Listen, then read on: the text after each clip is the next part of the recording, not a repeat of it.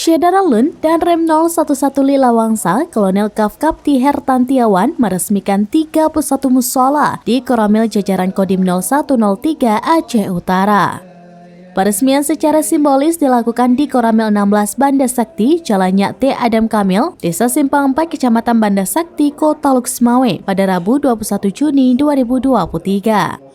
Dalam sambutannya, dan Rem 011 Lilawangsa merasa bersyukur dan berbahagia atas selesainya pembangunan musola Koramil jajaran Kodim 0103 Aceh Utara dan yang menjadi kebanggaan prajurit serta keluarga besar Kodim 0103 Aceh Utara dan masyarakat sekitar. Acara peresmian tersebut dihadiri oleh Dandim 0103 Aceh Utara, Letkol Infantri Hendra Sari Nurhono SIP MIP, dan Jajaran Kodam Iskandar Muda, Ketua MPU Kota Luksmawe dan Aceh Utara, serta Muspika Kecamatan Banda Sakti. Dan Rem Lilawangsa berharap dengan adanya program ini bisa dijadikan contoh untuk kodim yang lain agar lebih bisa mendekatkan diri kepada Allah Subhanahu wa Ta'ala.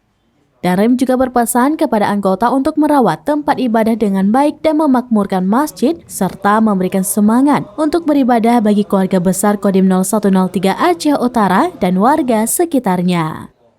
Dari Luksmawe, Zaki Mubarak, Seraminews.com.